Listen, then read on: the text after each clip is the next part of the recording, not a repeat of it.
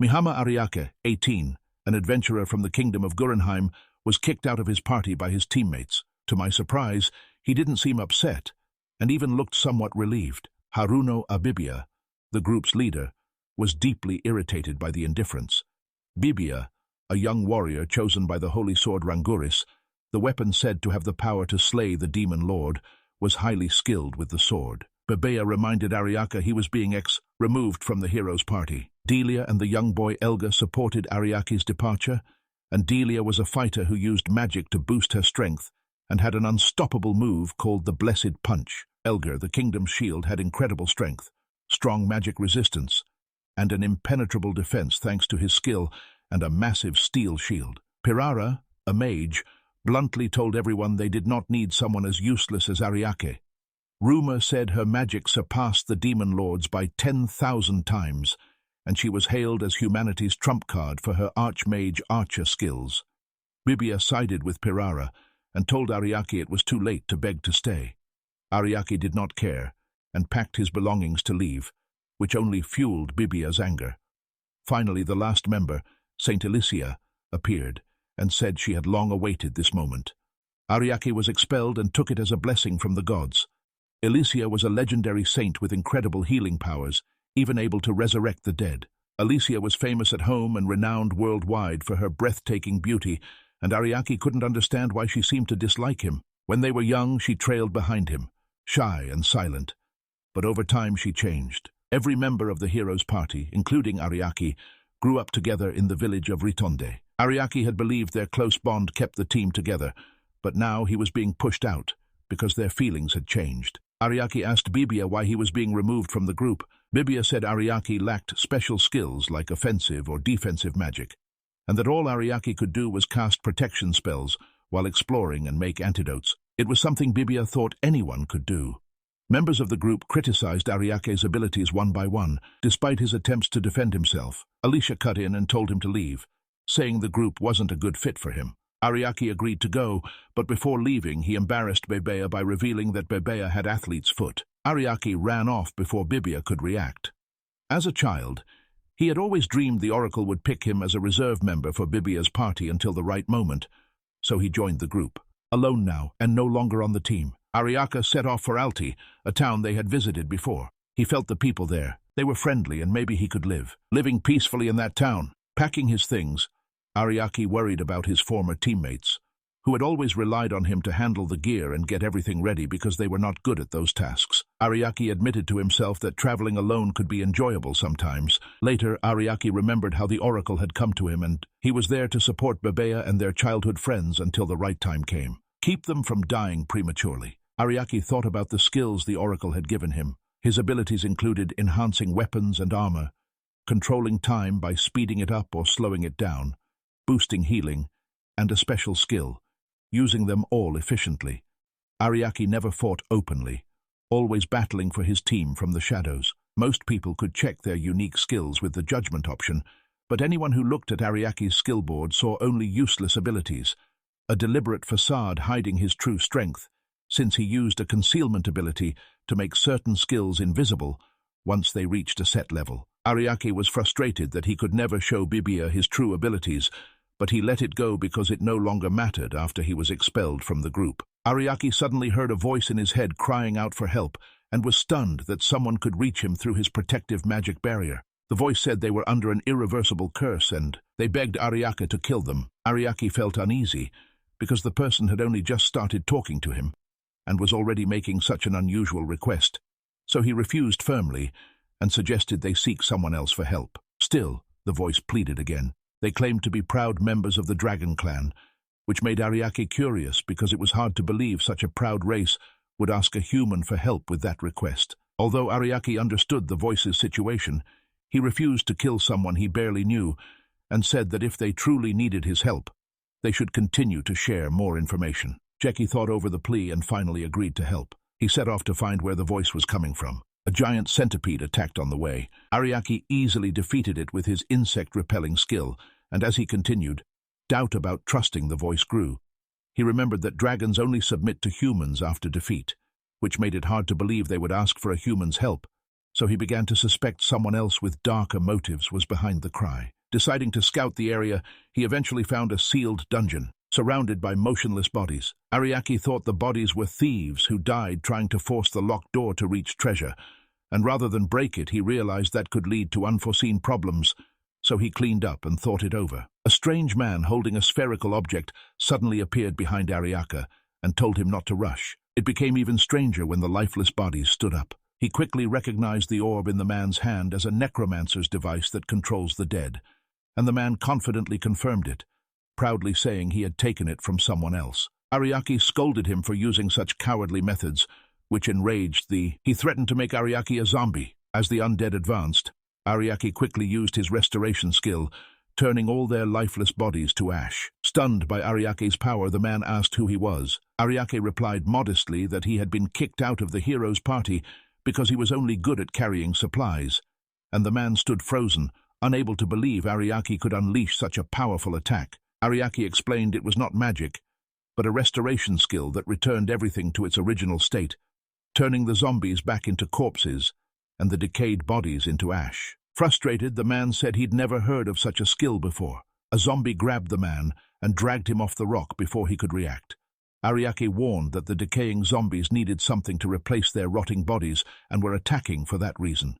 He said the man had used the necromancer's orb and should have expected the consequences. A man screamed as zombies tore him apart and devoured him. Ariake decided to focus on getting into the dungeon. Transformation was a skill that let the user become anything they wanted. Ariake became a mole, using its digging ability to enter the dungeon without breaking the sealed door. He succeeded. Once inside, Ariake was stunned by how vast the dungeon was. It felt like a high-level dungeon far beyond what average adventurers could handle. Adventurers are ranked from E to S by their combat strength and records of monster kills. Most people are ranked B or lower, but a few exceptions like Bibia and Elysia are ranked S. Ariake was ranked C, not because the ranking system was wrong, but because he always hid his true abilities. 2 gargoyle statues in the dungeon sprang to life and broke his train of thought. They accused him of being an intruder and asked if he intended to release the red one that would bring disaster. Ariake guessed it was the red one. It was probably the dragon that summoned him here. Realizing Ariake would not leave, the monsters advanced to attack. He saw their incredible speed and raw strength, enough to destroy an entire nation. As they drew closer, Ariake activated his atmospheric manipulation skill. He turned the air around him into an impenetrable barrier, making their attacks ineffective. One gargoyle broke through the invisible wall and kept attacking. They pressed on, and then realized Ariake was gone. Reappearing behind one of the gargoyles, he clicked his tongue in disappointment and said they had fallen for such a basic trap.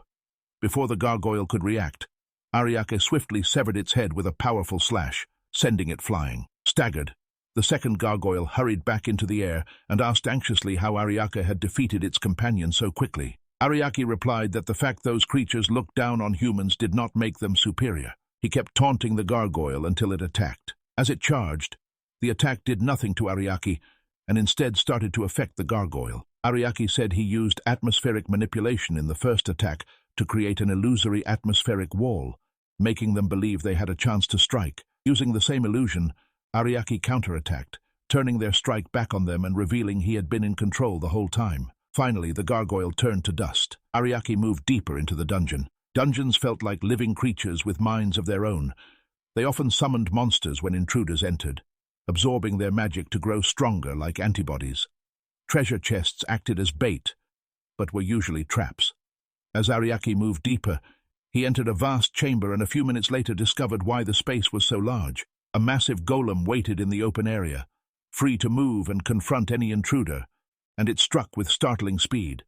But Ariake dodged. Ariake soon realized there were not 1, but 3 golems, and remembered how Bibia often mocked him for being only a C-rank adventurer. Bibia and Elysia often boasted they could take on powerful creatures like golems, and they never believed someone who looked as weak as Ariake could defeat one. Ariake was set on proving them wrong. He set a magical seal on all 3 golems, and done with a single spell. They exploded immediately. Finishing his task, Ariake moved forward and opened a massive door. He thought the person who summoned him might be inside. A man greeted him as he stepped in. Evidence showed that no one had reached this part of the dungeon in over 1,000 years. The man asked for Ariake's name, but Ariake swiftly countered by asking who the man was. The man scolded Ariake for his rudeness and then introduced himself as the dungeon's high priest.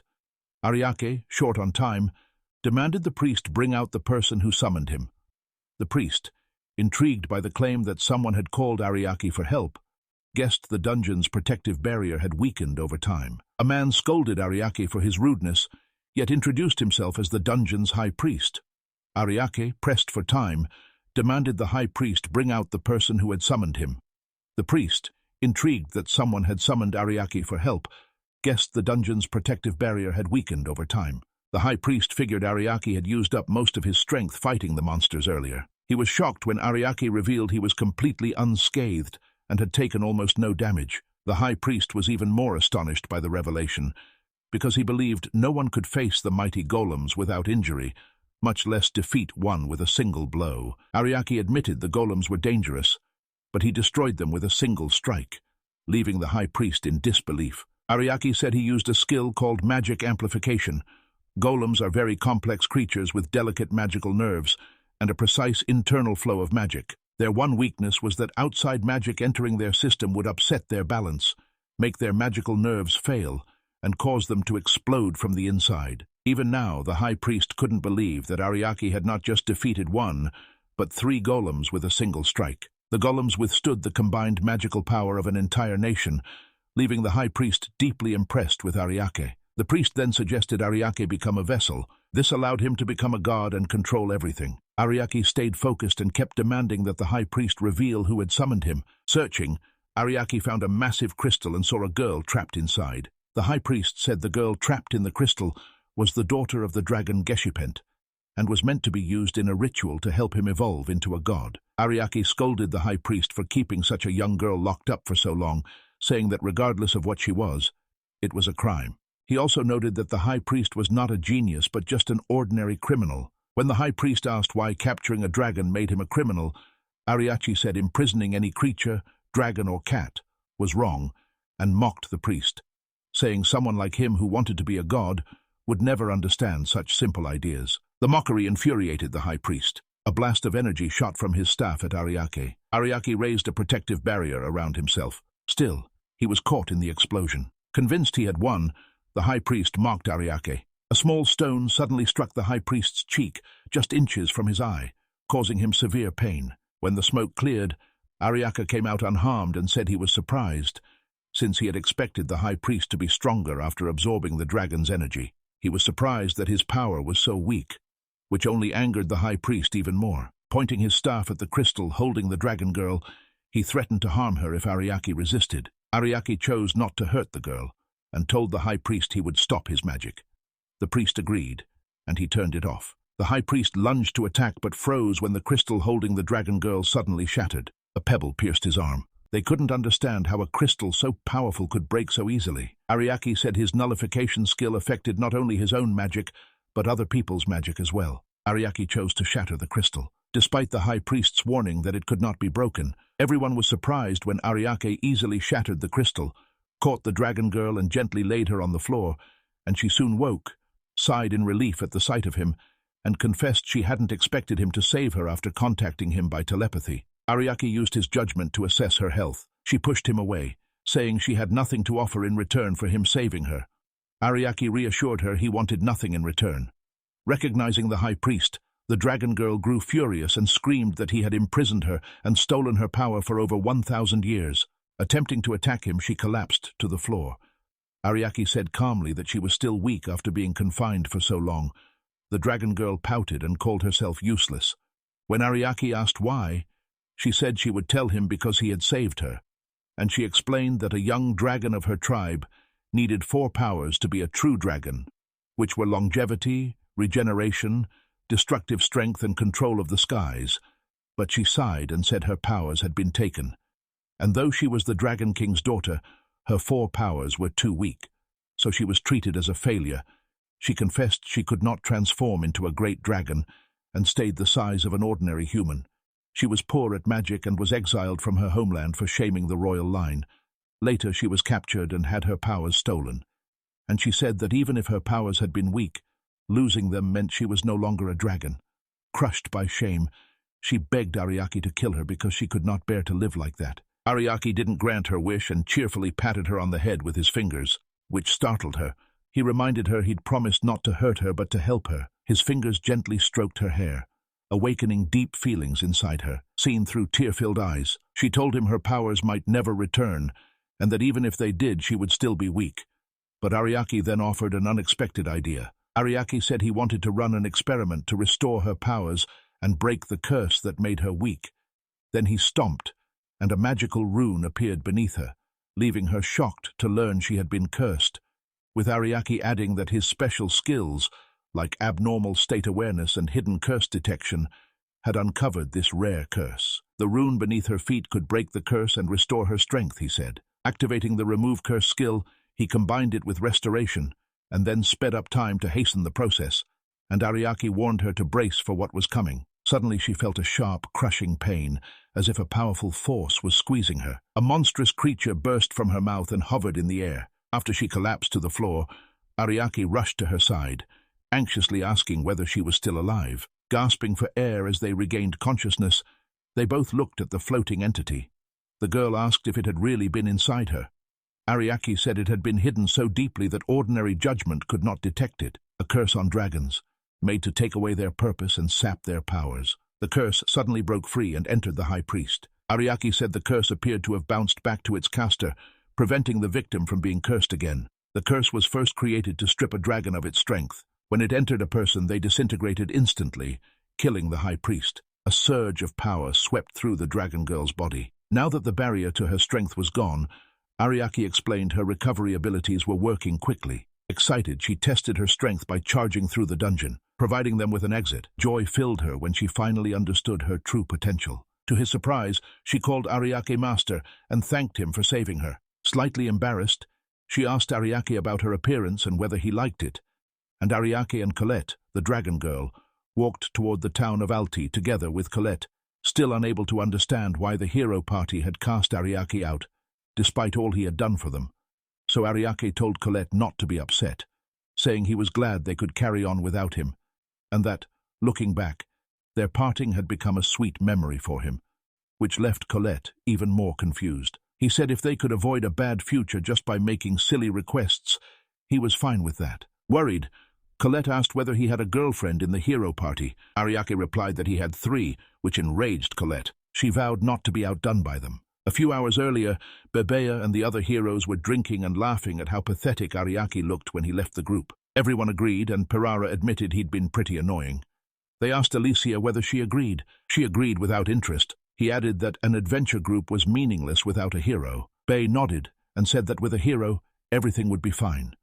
Bibia told the group that, since they had just lost a member, they would return to raid the cursed cave they had conquered before. Pirara chimed in that it might be easier now that Ariaki was gone, and Bebea laughed in agreement, then glanced at Alicia, who was still looking out the window, and asked whether she was paying attention. Still looking out the window, she said quietly that they were missing something. Arriving in Medicine, Ariaki suggested to Colette that they rest there because Alti was still far away. Colette was captivated by the buildings, noting how fresh they still looked even after 1,000 years, while the town appeared prosperous. He couldn't shake the feeling that something was wrong, and before he could say anything, Colette ran through town like a child. Smelling something delicious, she told Ariaki they should check it out and called him hubby. This caused confusion among passers-by. Ariaki warned Colette he'd only follow her if she didn't draw too much attention.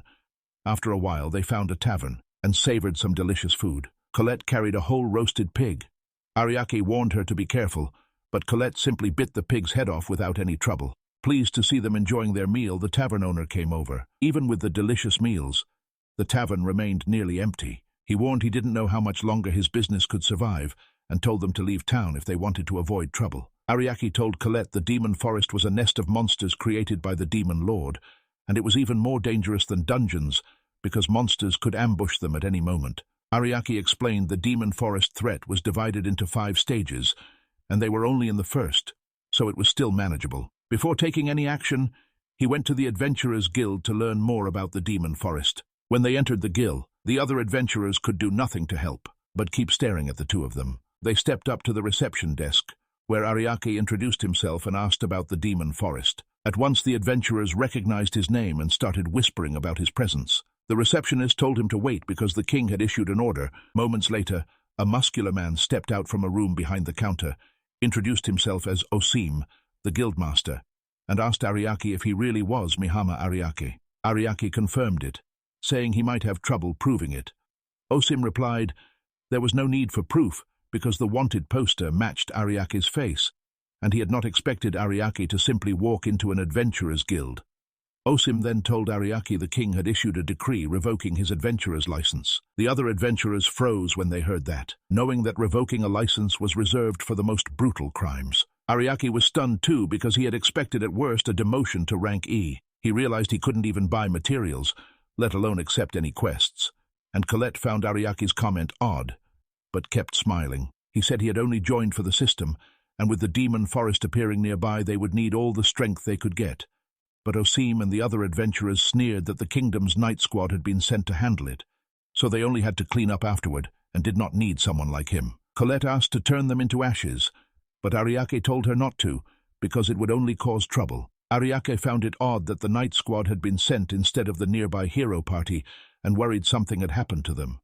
With Osim and the other adventurers still mocking him, he told Colette it was time to leave. Before he could leave, the door burst open and an injured knight staggered in. Knight told the adventurers their campaign had failed. A monster army was heading for the town, and he urgently pleaded with the adventurers to prepare to defend it. A warning that any deserters would be executed. Knight collapsed to the ground in silence. Panic swept through the guild. Ariake examined the knight and confirmed he would survive, but he was in a coma. Osim tried to calm everyone, and raise their morale. The adventurers were still shaken, unsure how they could succeed where the night squad had failed. Ariake stepped up to Osim and said someone was still willing to take responsibility, then dropped a large bag of coins in front of him before Osim could reply. He asked whether he would let him handle things. Osim wondered how someone like Ariake could possibly stop a monster army. Then Ariake told him not to say such things. They asked how much it would cost to clear everything up, and Osim said they'd only be paid 1 gold coin per person, a pitiful sum for risking their lives.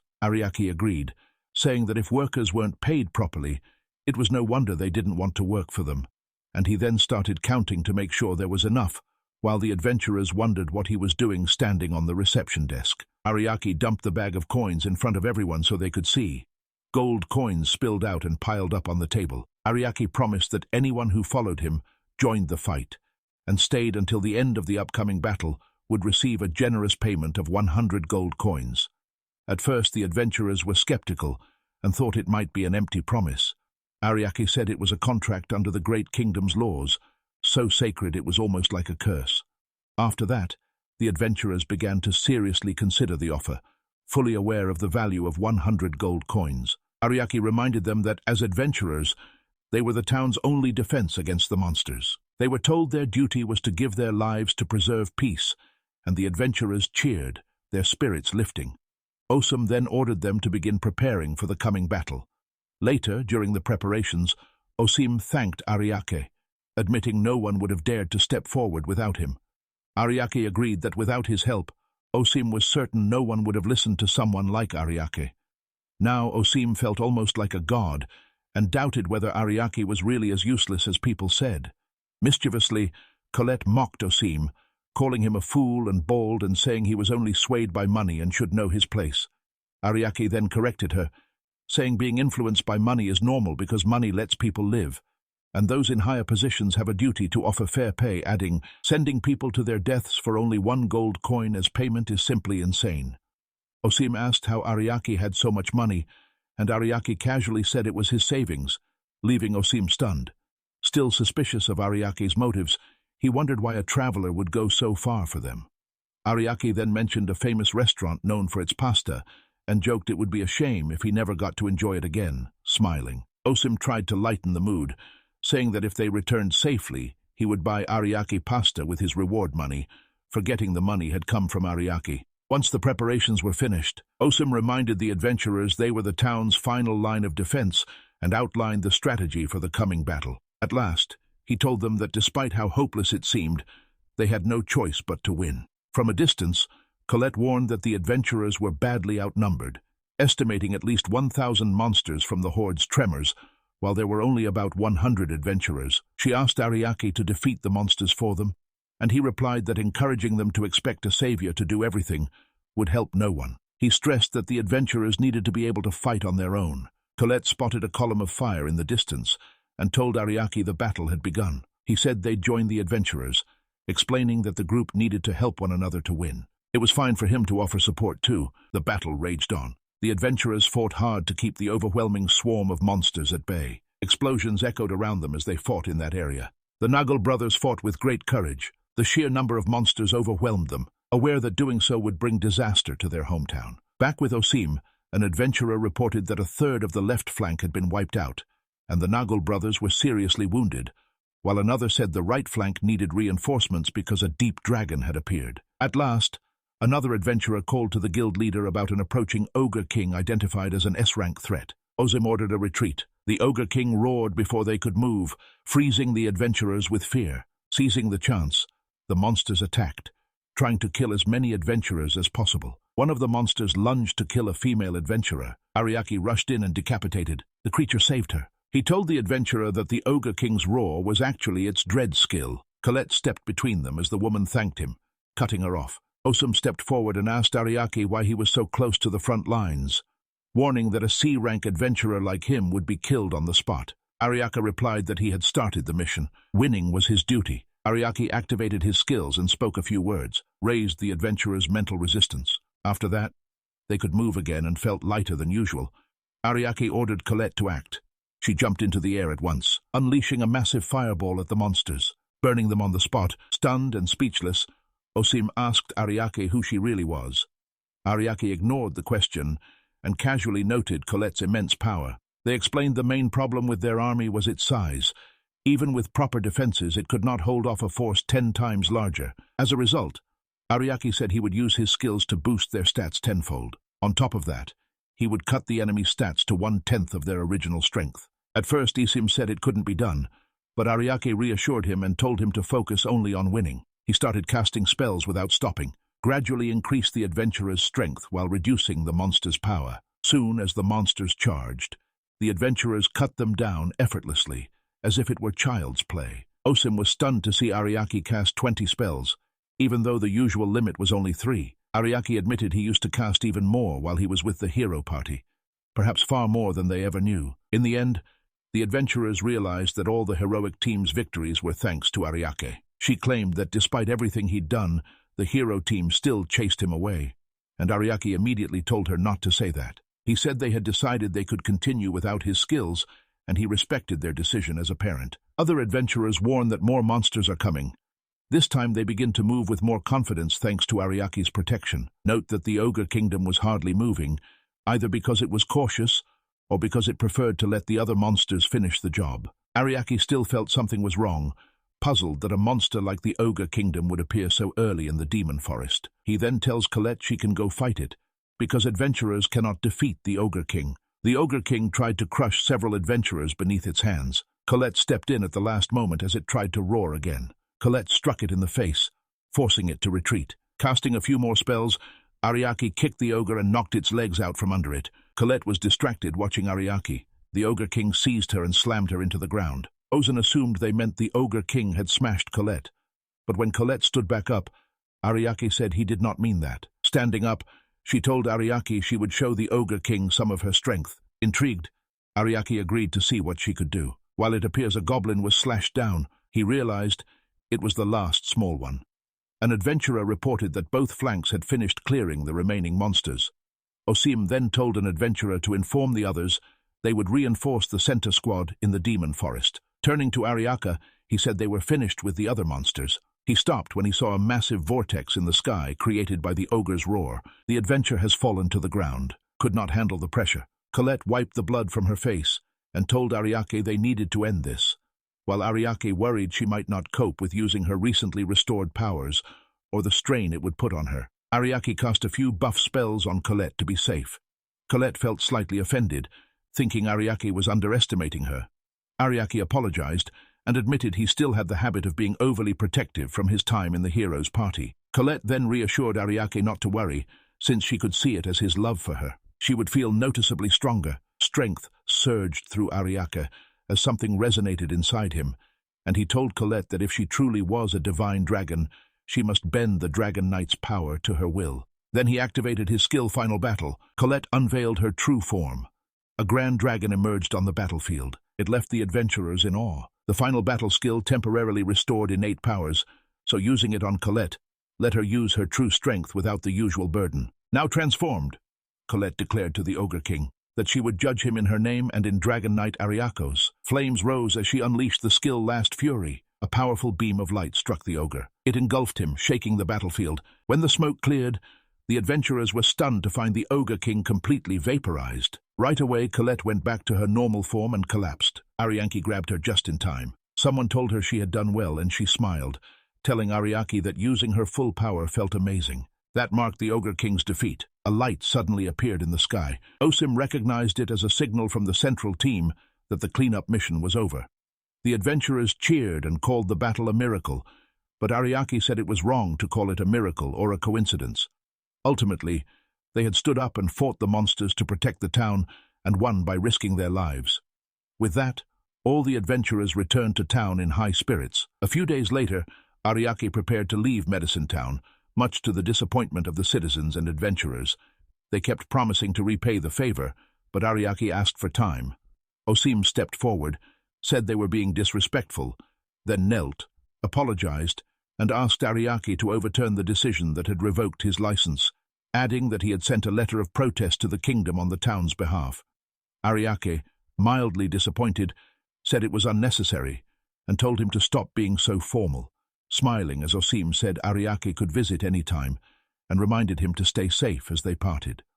On the road, Colette kept talking about how excited she was to use the sacred dragon form, and how glad she was that the townspeople had given them a horse and carriage. Moriaki said they would stop at Ordentown, because their letter of introduction made it convenient, and they would have to go through fertile forests where fairies live to get there. They both agree fairies are sometimes hard to approach, and Colette says she'll burn them to ashes if they dare challenge Ariake, but Ariake tells her to stop thinking about burning everything. Ariake could not stop wondering why they had sent Night Court to Devil's Forest instead of the hero party, since he could find no information about it. Seeing his worried face, Colette shoved a dumpling into Ariake's mouth and told him to think about it later, and that they would go at their own pace. Deciding to follow suit, Ariake told himself he was worrying too much. In a cave, Bibio was badly injured and could barely stand without leaning on his sword. Frustration built as he wondered why he had to go through all this despite being a hero.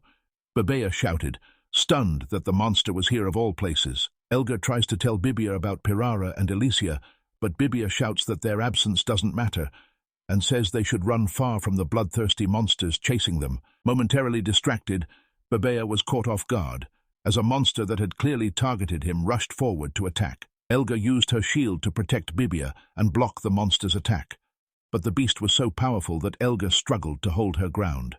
It pushed hard against the barrier Elga had made, and Bibia complained that Elga should have protected him better. Elga gritted his teeth and said he was trying his best as always. Bibia grimly realized how bad things were, with no MP and no recovery potions. And this dungeon was meant to be a warm-up, not a hard fight for an S-rank hero. 2 hours earlier, he stood outside the cursed cave, thinking that reaching the 50th floor would be easy for someone like him. Confident, the group agreed, because they had been to this cave many times before with their trusted S-rank hero, and had nothing to fear. But Saint asked how prepared they were before entering, and said they were under-equipped and needed to restock some items. Saint insisted that since Ariake was absent, the sensible thing was to bring enough supplies, so no one would be stuck in a difficult situation. Bibia waved her hand, clearly nervous, and Pirara mocked her for hoarding her healing power, saying others don't have it so items aren't needed. Bibia closed the conversation by insisting they would enter the cave, and with Ariachi gone, Putata had to light the way. She grumbled about how inconvenient those errands were now that Ariake was gone. Alicia calls Ariake a burden, saying they'll be better off without him, and his absence lets Pirara prove herself as a great magician. That immediately stopped Pirara from grumbling. Bebea believes Pirara and Delia are easy to control because they love him. A few compliments, and they will listen. Alicia is different, but not impossible. All will kneel before him because he is a hero. You aim to defeat the Demon King and win the princess of the kingdom you saved as your reward. You will rule that kingdom as you choose. Bebea told the group they would have a few drinks after they returned from the cave. At sunset, Alicia fell silent. Despite her efforts, the group still didn't listen. Entering the cave, they heard a noise. Looking up, they realized it was the sound of a bat. "It's probably just a bat," Bebea said, then ordered Pirara to raise the light because the faint glow made it hard to see the approaching enemy.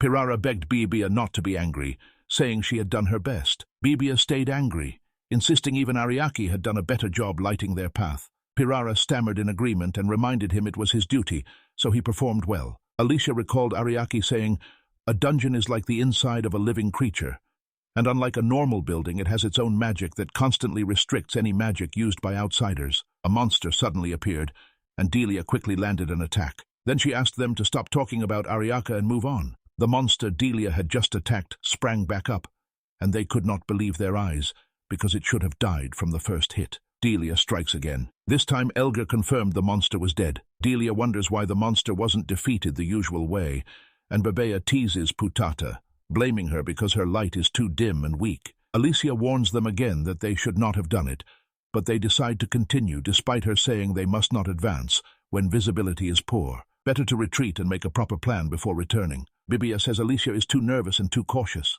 and warned retreat would force them to turn their backs on the enemy, which would be even more dangerous. In command, he declared they would keep going. He feels angry inside. Alicia kept defying and protesting Bebea's orders. This dungeon is for C-rank adventurers, so retreating is not an option, and it would damage our standing in society. At one point they realized they were walking in circles and were lost, and Bebe said sharply that it wouldn't have been so hard if they had a map. St. Alicia noticed Ariaki was using an incomplete map, but on closer inspection they realized he had left marks on the cave walls that guided them better than the map. A loud noise broke the silence. Pirara suspected it might belong to a boss monster, even though they were in a low-level dungeon. A skeleton knight appeared, and the group relaxed as he swept his blade. Despite being beheaded, the skeleton knight survived. It was a C-ranked creature that should have fallen to a single strike. Even stranger, when Bebea felt a counterattack, his own sword was pointed at him. This led him to stab himself in the stomach. Bebea screamed in pain.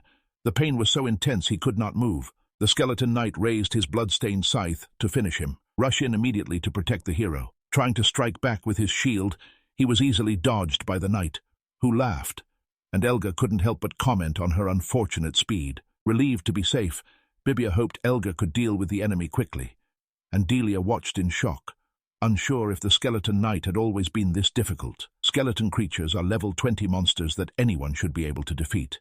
The crew has defeated many of them before, so it is puzzling that they are so hard now. Elga kept struggling with the monster. This made Bebea scream about his incompetence. Luckily, Elga stands up for himself and tells Bebea to be quiet, since he is not doing any better against the monster. Delia moved in and landed an unstoppable, devastating punch. The monster stayed unharmed, which surprised them. The monster unleashed its magic, knocking Delia back. Blood ran from his mouth. Hit by low-level magic without even chanting a spell, she was now in critical condition.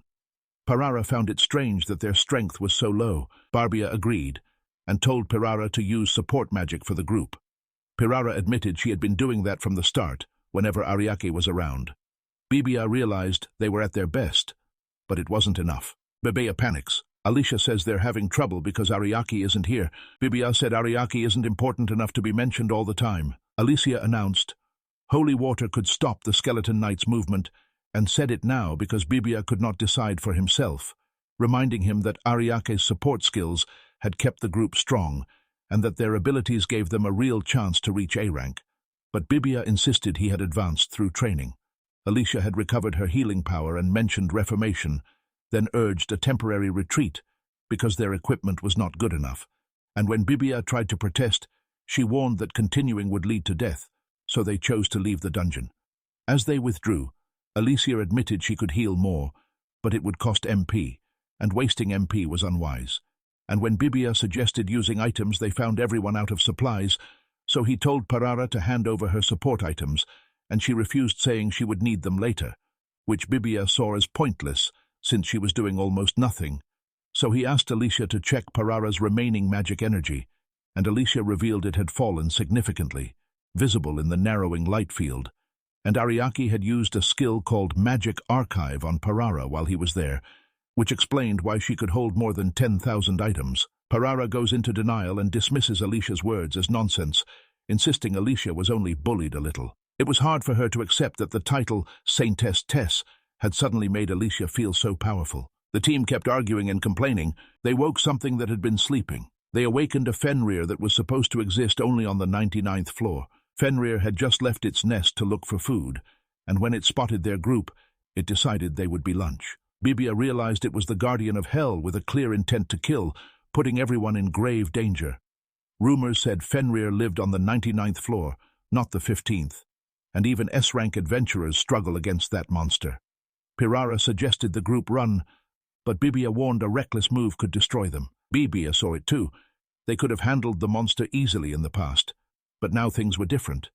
And though everyone wanted to run, the best choice was to use one person as bait. Starting the evaluation, he ruled out Alicia because she was an S-rank member, and her healing ability was essential. Elga and Delia are excluded as well. As Pirara left, Babia punched her in the stomach and pulled out the extra items he suspected she was carrying. Elga shouts at him to stop being stupid because this is the worst time for a split. Babia replied that they needed the items to escape and had no other option. They make a cruel plan to leave Pirara behind while the others find a way to escape, calling her the weakest link with low magical power and a burden to the group. And he insists they are not abandoning her, but leaving her temporarily so they can get away and find help. Delia agrees to the plan, shocking the others. Babia never intended to call for help. Pirara will serve as bait and then die. Alicia refuses to leave and offers to stay and fight Fenrir, building a magical barrier that blocks the other three members and leaves only her and Pirara to face the danger. Satisfied that the barrier had given the group enough time to escape, Babia announced they would leave at once and would return with aid. Watching them leave, Garara vowed never to forgive them. Fenrir offered to handle the group for her, so there was no need to curse. Alicia starts chatting with Fenrir, which upsets Pirara. Pirara feared they would die, and this was not the time to be chatting with a beast. Alicia tells Pirara to calm down. She said she would not let them die. Seeing Alicia's clear resolve, Fenrir asked what she wanted. It wondered whether she wanted revenge on her teammates or the power to save the world. Alicia says she wants neither. Instead, she simply wants Ariaki back and to have a love affair with him. Pirara grew even angrier and now thinks Ariaki is useless and not a hero. Alicia argues that Ariaki is unique, unlike the appraiser's assessment. Alicia asked Fenrir's permission to tell a story, and it agreed. She said she had researched every book on the continent and concluded that Ariaki had a unique skill called God at Your Side. Pirara grew curious, and Alicia adds that the fairy tale has been around for over 10,000 years. They had all heard the story from their grandmothers since childhood. The tale says when the hero who saves the world appears, that hero will be a serving god who provides help. Pirara asks if this means Ariaki is a god, and Alicia explains it is a metaphor and not literal. Ariaki is like the god's chosen one. In the fairy tale, the god is a kindly being who always advises the hero and helps in every way to save the world.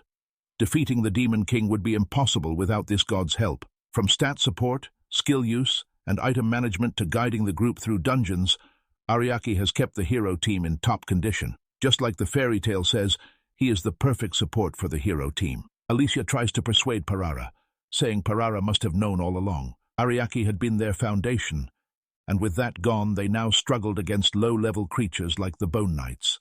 Fenrir declared the time for discussion over, and Alicia handed Pirara the support and healing items she had brought, asking her to use them and provide support from behind. Despite Pirara's constant complaints, they had to act quickly, or they would all die. Fenrir said it was not difficult to kill people like them. They reasoned that if they really were not worth fighting for, Fenrir could spare them. Fenrir said he had lived in the dungeon too long and was so bored he wanted to entertain himself with a battle. Pirara started running off with the items Alicia had, that had been given to her. It seemed everyone only worried about their own lives. Alicia's barrier is destroyed, and she admits it was originally built to prevent outside interference. Fenrir charged into battle. After a few fights, it realized Alicia was not as easy a target as it had thought because she was thoroughly prepared. Deliver a powerful blow to Fenrir, making it lose its balance for a short time. Fenrir acknowledged her strength and suggested Alicia might not be fully human after dislodging such a giant monster. Alicia insists it was only one of her weaker attacks now that she no longer has Ariaki's support to boost her power. Fenrir grew angry. Since she could face it even at her weakest, Fenrir admitted that Alicia's power wasn't something a normal human would have, and curiosity drove it to learn the true origin of that great power. Alicia said she had practiced a lot, but Fenrir did not accept that so easily.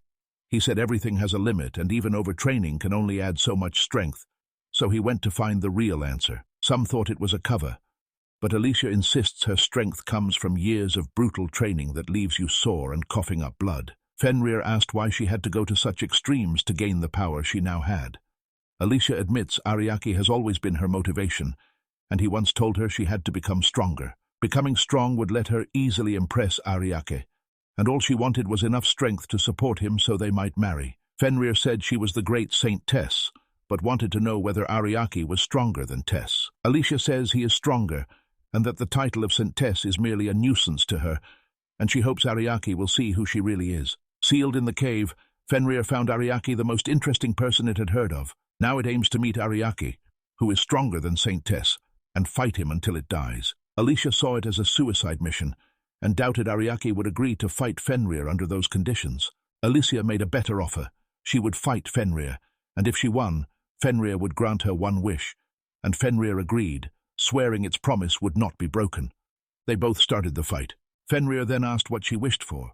Alicia's request surprised Fenrir, who had assumed she wanted something like eternal life or eternal youth from a magical potion or the legendary sword he once swallowed, when she instead asked him to be her summoned beast, and she said having Fenrir as a familiar would make her look strong to anyone she met, and give him a purpose after being sealed in a cave for thousands of years, better than waiting to die.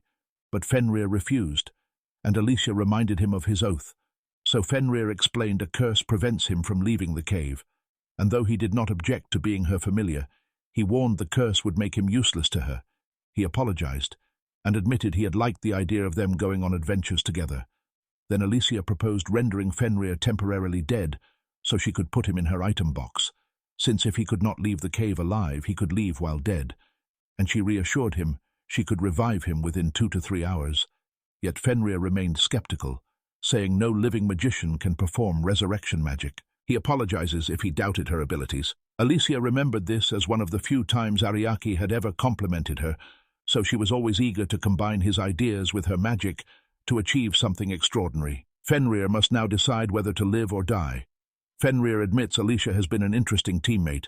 If Alicia could truly revive it looked forward to meeting Ariake, whom she'd mentioned many times, and she promised to bring it back. After their resurrection, Fenrir swore loyalty and service to both Alicia and Ariake. Leaving the cave, Alicia plans to find a large field with no human witnesses to revive Fenrir. Fenrir says it is female and can take human form, which would be easier.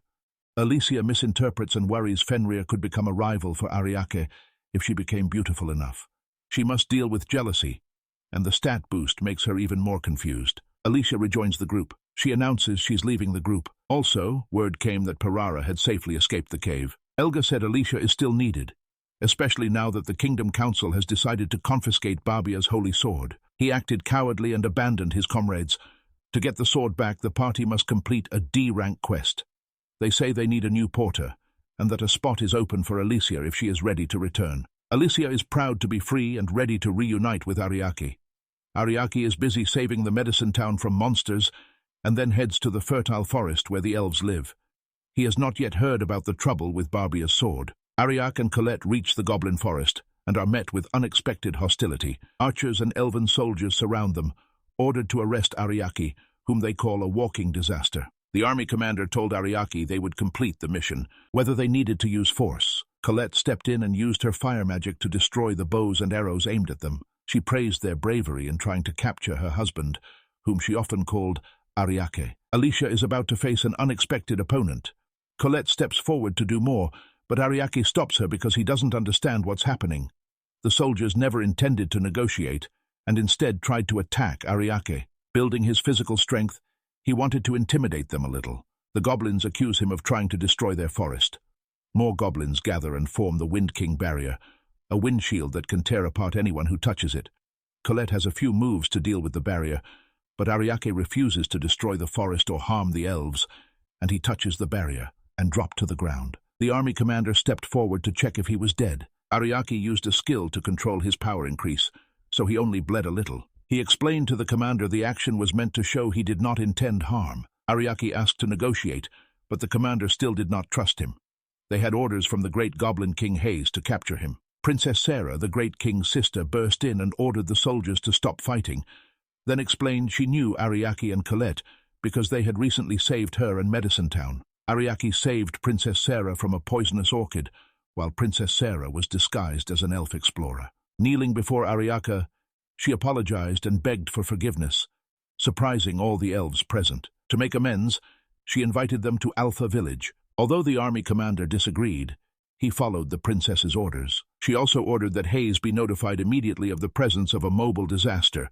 Heading to the village, they found the logs floating in the river were mostly rotten wood washed down from upstream. Princess Sarah invited them to her home in the village for a delicious meal and showed them great kindness. Colette begins to suspect she has different intentions than her husband. After the meal, Ariake asked about the forest and why people called him a walking disaster. Sarah explained the forest had been fertile until about a year ago. The areas around Alpha Village are untouched, but a gloomy place lies in the forest. Dark clouds gather where destruction is worst, tied to elemental magic and likely to bring out monsters, and as trees die, the village's public order is breaking down. After studying the records, Great King Hayes decided Ariake was a mobile disaster. The pact lets heroes and allies move freely in the forest, but since Ariake was banished and labeled the hero's enemy, the elves see him as an enemy too. The timing did not add up, but Hayes blamed Ariake because he urgently needed an explanation. Princess Sarah pleads with Ariake to save their village as he saved Medicine Town, and then King Hayes appears, interrupts, accuses Ariake of trying to destroy the village, and handcuffs Sarah. They ignored her pleas.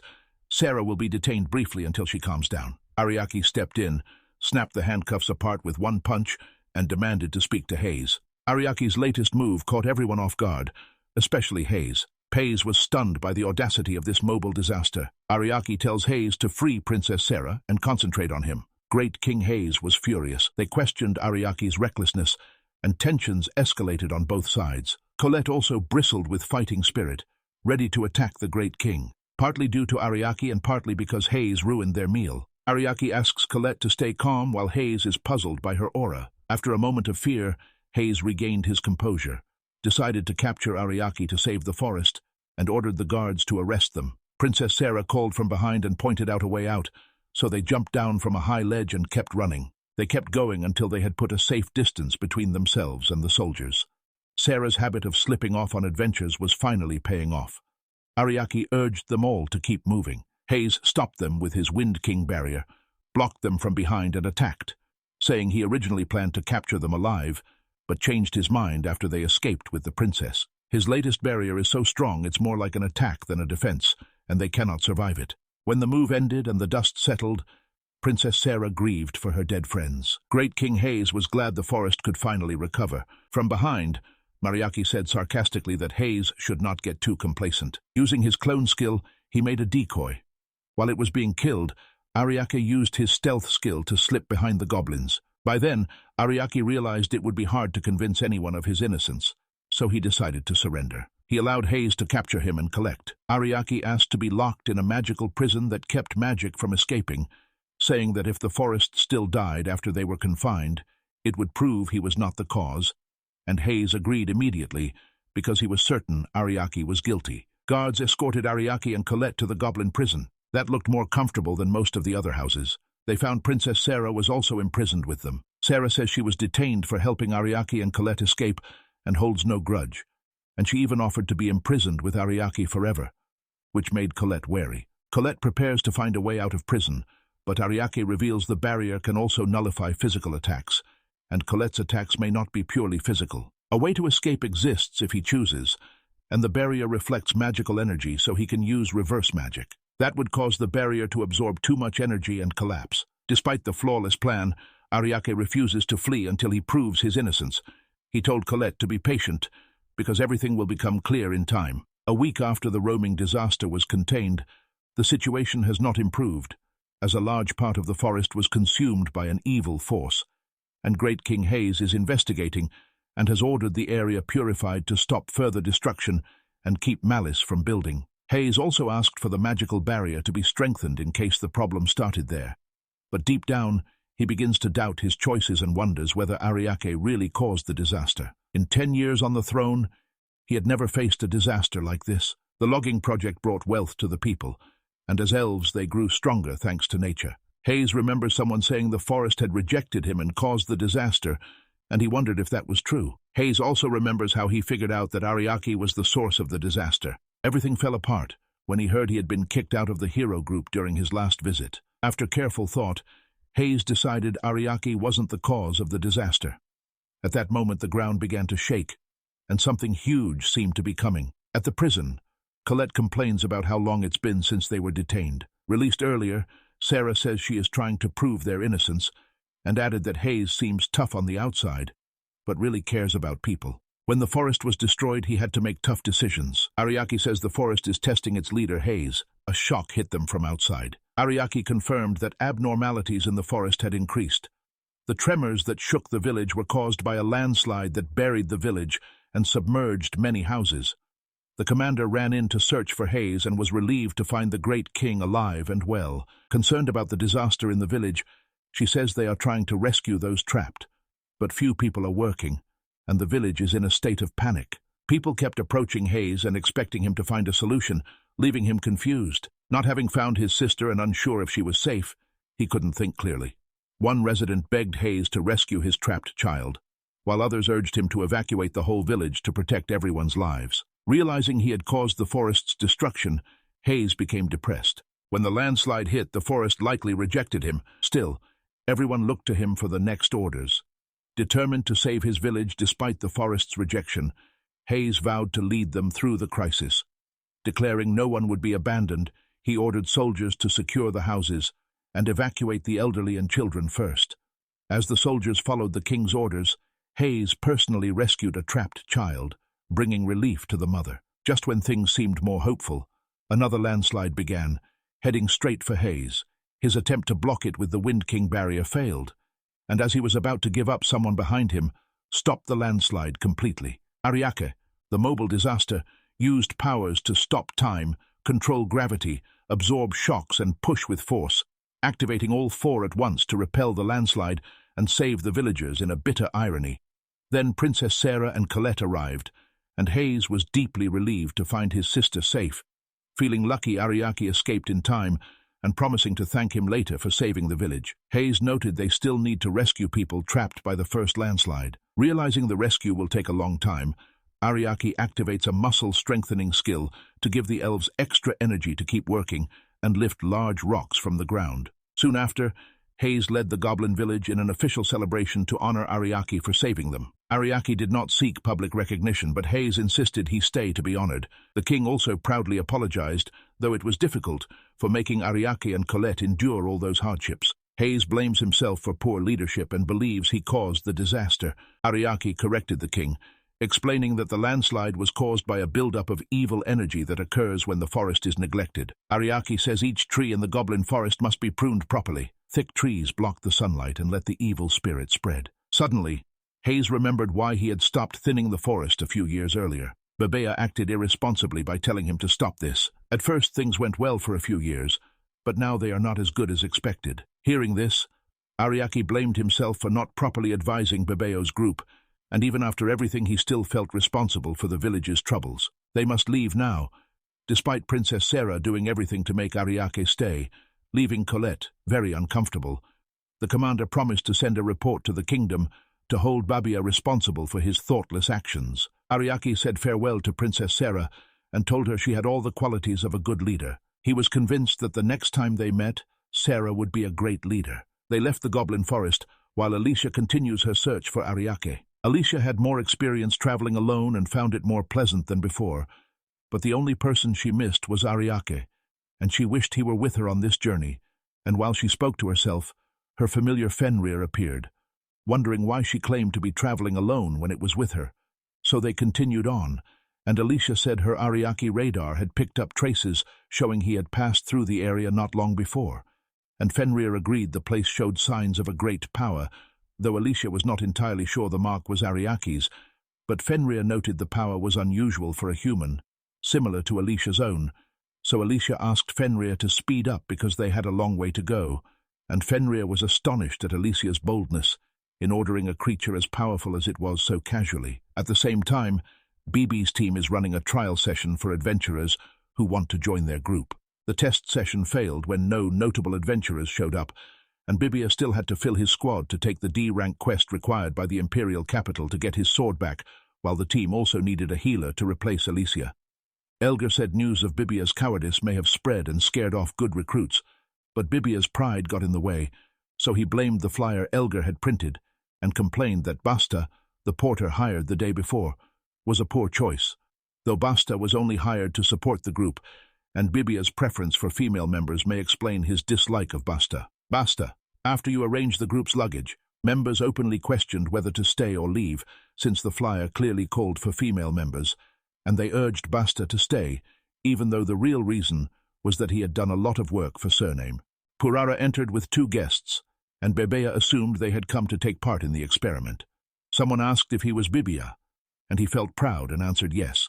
To his surprise, they laughed at him and called him a fool for losing his holy sword. The 2 adventurers kept mocking him, and it peaked when they said Ariake was better than him. They say they took part in the great battle in Medicine Town and tell of Ariake's heroism, how he arrived after the royal knights had fallen and all hope was gone, and easily destroyed the Goblin King when he appeared. When Bibia finally drove them out, seeds of discontent were planted in his heart. Pirara suggested they apologize to Ariake. He points out that his unique ability is being the god of enhancement spells, and explains why those spells are stronger with him than without him. Angrily, Bibia said he had no intention of apologizing to Ariake. Anyone who wants to leave and apologize may do so. The group soon argued about whether to apologize to Ariake, and in the end they agreed to support Bibia for now. They were still arguing when another knock came at the door, and Bebea opened it angrily, sure it was the same people who had bragged about Ariake and ready to teach them a lesson. He was pleasantly surprised to see Lorelei Cornelia, the nun, at the door. Having served as a temporary healer on past missions with the group, Lorelei knows most of them well. Lorelei introduced herself to new members like Basta, warmly greeted the rest of the group, then asked about Ariake and Alicia, and the others told her they were not present. Bibia said everything will be fine no matter who leaves the group, as long as he's here. Lorelei shares happy memories of past missions she did with each member of the group. Then she announced plans to take the test to join the group. To her surprise, they accepted her application to join immediately. Bebea tells Lorelei she was chosen from dozens of applicants, making Lorelei feel even more special. Lorelei's presence lifts the team's morale again, and they are finally ready to carry out their D-rank mission that should have been easy. In Edcock Forest, the mission is to eliminate the wyvern that moved from the forest to the lake. The ground here lets low-level monsters breed easily, making the area an ideal hunting ground for adventurers. Bebea, arrogant as ever, said the adventure wasn't worth his time. The deeper they went into the forest, the more uneasy they felt. Suddenly, a C-rank manticore attacked them, and a C-rank monster facing an S-rank adventurer like Bibia should have been a one-sided fight. Bibia attacked the monster, but it did not fall, and it stabbed him with its poisonous tail. Effectively removed Bibia from the battle. Delia fires at the monster, trying to bring it down. Moving too fast, the monster dodged all her arrows. They shouted for her to aim more accurately, but their coordination and tactics were clearly unimpressive. On the sidelines, Lorelei watched the team she once knew as strong and wondered what had happened. Ultimately, the group defeated the monster and won, but their performance was embarrassing. Lorelei can no longer stay silent. She leaves asking why things feel so different from the last time she attended. Lorelei, Bibia made up a story to save face, saying everyone felt bad because it was the first mission with the new squad and they weren't used to each other. Elgar and Delia kept walking together, even though both knew it was not true. Pirara tried to slip away from the group, saying she had a stomachache, but Bebea quickly saw her lie. She was told to lead the way and continue the journey while being scolded for trying to escape. Pirara, angry, says she doesn't want to stay because she fears they might use her as bait again and wants to leave before that happens. Surprised, Lorelei asked Pirara if she had been used as bait, and Elga tried to calm things by telling Pirara there was nothing to worry about. Meanwhile, Buster tries to make Pirara see that the problem is bigger than she thinks. Pirara trusted the hero group's words, thinking that if they said it was nothing, everything would be fine. Bibia is surprised by Lorelei's naivety when she talks about life as an adventurer. Soon after, everyone in the group began to feel itchy all over, but, suspecting an insect bite, Master searches for Chex's insect repellent, but finds it has run out of magical energy MP. Basta told Bibia that black flies appeared after they ran out of insect repellent.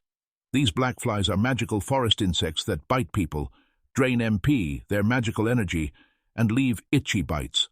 Bibia asked Basta to get more insect repellent quickly. Buster surprised him by saying all the medicine was gone. Beb scolded Buster for not bringing enough. Basta repeated that Bibia himself had told him not to bring much medicine before they left. Bibio shifts the blame onto Buster, insisting he should have brought more anyway. He added that Ariaki never ran out of supplies during their adventures. Basta was surprised because carrying extra gear was common, but being without supplies was unthinkable to him. Lorelei agreed supplies would run out and said the leader and Porter must prepare carefully together, stressing that having the right items could decide whether the adventure succeeded or failed. Lorelei says the group leader must decide what to bring based on the task's difficulty and the group's strength, and that behind every good porter there is always a good leader, and concluded by asking why Bibia had not done it well this time, since in the past he had always prepared carefully so nothing was missing. Bibia grew uneasy and said that sometimes things don't go smoothly, and insects are just a small nuisance. Smiling, Lorelei said softly it was okay because she was only worried about his struggles. Bebea reassured her there was nothing to worry about. Lorelei apologized. They offered to bring extra insect repellent for the group. Initially, Bebe nearly refused because of pride. The other members accepted it promptly and gratefully. Moments later, they spotted the wyvern and hid behind the bushes. Lorelei suggests we make a plan, but the group rushed forward, and she wondered why they moved so quickly. Bibia said they wanted to finish the mission quickly, so the group agreed on a rushed plan where the first person to hit the wyvern wins. Taken aback, Lorelei disagreed, stressed that they should plan for surprises in their adventures. She points out that the previous encounter only covered basic attacks and ignored terrain, weather, stamina, and other surprises. Lorelei points out that even if they only see one wyvern, others could be nearby, and they have not yet exhausted their tactical options. Bibia tries to reassure her by playing the group's hero, but Lorelei interrupts and asks why they ignored the clever tactics from the previous mission. Members of the group looked confused by her words. Lorelei emphasizes that finishing a mission depends not just on individual strength, but on a strategy that combines everyone's attack, defense, and support skills to achieve better results. Bibia feels offended, asks if Lorelei thinks tactics are more important than their strength, and wonders if she looks down on him. Lorelei explains it's just common sense, reminding him that his clever strategies had previously brought praise to their group, but other members remained more confused. Lorelei asks whether they remember the battle with Behemoth. Basta said excitedly that he'd heard about the famous battle, while Bebea looked confused. Lorelei remembers the day they defeated Behemoth. Basta said they completed the battle in only a few hours, and that was why he wanted to join the hero group. Lorelei reminds that after the battle, their group of heroes became known as talented strategists, while others were confused and felt something strange and unfamiliar. Bebea started thinking about the strategy Lorelei mentioned, because the others only wanted to fight without a plan. Bibia suddenly remembered leaving everything meant to support Ariako in the fierce battle with Behemoth. He clearly remembered how Ariako's strategy saved them that day. Bibia understood the truth but stubbornly refused to accept it and clung to denial. Lorelei interrupted his thoughts, remembering that, as far as she could tell, Ariaki had handled all the preparations himself and guided them through the battle from start to finish. But Ariaki is gone now. Cold and tactful, she asked whether Ariaki's absence was why they had become the weak, pitiful group they are now. And finally the group is forced to face the truth they have long avoided, with Delia angry at Lorelei for calling them pathetic, and Lorelei apologized, saying the word had slipped out without meaning. Bebea suddenly interrupted their conversation, who suddenly panicked and began to cry. Dropping to his knees, he sobbed loudly, and Lorelei, instead of calming him, said that not even a novice adventurer would cry like that in front of an enemy. Celia tells her to stop and urges her to see how her words hurt. Elga stepped in to comfort and soothe Bebea. Pirara laughed coldly at Bibia for crying over Lorelei's words, so everyone tried to comfort him. Pirara made things worse by mocking him, calling him a useless, clumsy hero, and saying it was only right for him to cry on the ground. She added that it was revenge for him abandoning her in the cave. That made Bibia cry even louder, like a child whose candy had been taken away. Elga scolded Pirara for teasing Bibia when he was depressed, and Delia stood up too to protect him. Pirara kept insulting them for leaving her. The situation kept getting worse. Basta left the group and went home, saying everyone could do whatever they wanted because he didn't care, and didn't want to stay in a group he called stupid. Elga warns Delia that if Basta leaves, strange rumors could start spreading again, and Delia understood and said she would go after Basta. Lorelei wondered whether her companions would really split up while chasing the enemy, but they told her to be quiet, because they were busy, and Pirara said they would use the hero as bait if necessary. Lorelei rushed over to Bibia and tried to get a response, but he seemed to have lost his mind. Lorelei slapped Bibia hard in the face, shook him, and told him to calm down. Through his tears he begged her to apologize, which made her feel disgusted. Lorelei tells Bibia she has lost hope in him and does not want to accept it, but says every member of the group is selfish. The group did not deserve to be called heroes. Hearing that, Bibia sank deeper into paranoia and showed signs of insanity. Threatens to kill anyone who mocks him. A huge surge of energy burst from his sword. Pirara warns Lorelei that Bibia is about to use the last sword. Pirara asked about the move, and Elgar explained it was one of the hero's most powerful techniques, costing more than half his MP and sweeping a wide area to destroy everything, including wyverns and the hero himself. Realizing Edcock Forest is vital to the kingdom, Lorelei is alarmed and urgently orders everyone to stop Bibia before he destroys the forest. Seeing Pirara and Elga run for their lives left her disappointed. Meanwhile, Bibia activates the final sword, causing a giant explosion visible from the air. Hours later, the team members are locked inside a prison. Bibia protested at once, demanded to be let go, and asked whether this was how they treated a hero. The guards replied sarcastically, called them criminals and told them to be quiet, and Bibia argued they had been ordered by the kingdom to exterminate the wyvern, that the kingdom not only failed to thank them, but now had them imprisoned. And the guard, disgusted, said they did not deserve thanks, that the lake in Edcock Forest was vital to the kingdom, that sacrificing it to kill a wyvern would be madness, and that many adventurers use that route daily, and some could have been hurt by Bibia's explosion. The guard told them to think about what they'd done while they waited for their punishment. Lorelei then said she was the one who stopped Bibia. She says she had no part in destroying the forest and tried to stop the damage caused by Bibia. She stressed that things could have been worse without her, and Bibia reacted angrily, accusing her of only trying to save herself. The guard considers Lorelei's plea and checks the group's records, which show she is not listed as an official member. Pressing the attack, Lorelei said she barely knew Bibia and the others. Matters worsened when other members, including Basta, denied causing They blamed Bibia entirely for the damage and offered her no support. The guard listened, assumed they were all hurt trying to stop Bibia, and decided to detain only Bibia. The others agreed, which made Bibia angry. Elga says they will wait outside for Bibia, and Pirara playfully reminds him to think about what he has done. Basta and Lorelei exchange sarcastic goodbyes. Bibia tries to warn them he will not leave them alone. At that moment, Prime Minister Wodok of the Gurenheim Kingdom stepped in and interrupted. He explained he was in town on business and that their detention appeared to be a mistake. Wodok orders the guards to release them immediately. After his release, Wodok told Bibia he wanted to talk. He suggested everyone eat together and promised to prepare a grand feast for Bibia and the group at the palace. Elsewhere, Ariaki and Colette arrive in the charming olden town and both marvel at its beauty. Suddenly, a woman accidentally splashed dirty water on Ariaka, soaking his clothes. She apologized quickly, saying she had been too focused on watering the flowers. Ariaki ignored her and kept walking, but later told Colette that the incident right after they arrived felt like a bad omen. Ariaki admitted he couldn't shake his unease. Even with the streets decorated with beautiful flowers, he still couldn't feel calm.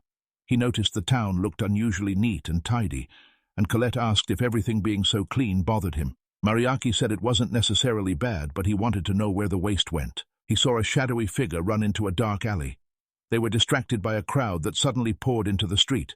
Both of them tried to get away from the crowd. After some jostling, they finally got out. Ariaki nearly collided with a man on horseback. Heinrich Gross immediately asked Ariaka why he had approached, scolding him and calling him a commoner, and Heinrich asked arrogantly whether Ariaki would come to hear his speech, and said he would outline his upcoming policy to maintain the city's beauty at the nearby square. While riding away, he told Ariaki to listen closely to his speech. This piqued Ariaki's curiosity. He decided to go with Colette to see the wonderful policy Heinrich mentioned. Heinrich opened his speech by provoking the crowd, rousing them and winning them over with flattering words. An enthusiastic crowd cheered and praised his kindness. Right after his introduction, Heinrich cut to the chase and told everyone the only problem facing their beautiful city was poor people not paying taxes. Singling out the beast race as the worst culprits because of their strength and animal instincts, Heinrich assured the crowd he would protect them from this threat. Heinrich declared they must clear the slums and suppress all the beast races in the city. The crowd grew louder and showed strong support. He signaled everyone to calm down and prepare for the next announcement. Heinrich opened his mouth to hear opinions from representatives of the city's districts. The area chief stood up first, reported a recent rise in thefts in his area, and asked Heinrich for help. The guards stepped in and told him to handle it himself, and the district chief said the problem had grown too big for them to manage alone. The guards tried to make it seem like Heinrich didn't care about petty matters, stopping them. He said he wanted his people to live in peace, no matter the size of the problem. The crowd cheered louder, but Ariaka realized Heinrich was only acting to win their trust. Heinrich told the district chief that many beast tribes lived in his area, suggesting they were the troublemakers. Heinrich asked why they still hadn't dealt with the beast race. The area chief says they need the beast tribe's power because this is an industrial district. Heinrich asked whether they were profiting from illegal labor, and the district chief denied it. Officials are profiting from illegal labor, but the district chief denies it. Heinrich said he wanted a city that did not rely on criminal labor and demanded the elimination of all beast races. The district chief finally agreed. Ariaka felt uneasy, as even the naysayers eventually sided with Heinrich. The guildmaster of Olden City then arrived and reported that the adventurer killer had returned, killing 10 adventurers this month alone. Colette panics on hearing about the explorer's killer, and a man in the crowd who recognizes them as adventurers warns them to be careful. The man says the killer targets only adventurers, and his identity is unknown, which makes him extremely dangerous. Heinrich admitted he had failed to catch the killer when he confronted him. This time, even with the murderer in the crowd, he was determined to find and deal with him. Heinrich finally spotted Ariaki and Colette in the crowd. Learning Ariaki's identity, he immediately told the crowd. The crowd mocked Ariaki after he was expelled from the hero group. Feigning politeness, Heinrich told the crowd not to take offense, and offered Ariaka a private tour of the city as a gesture of goodwill.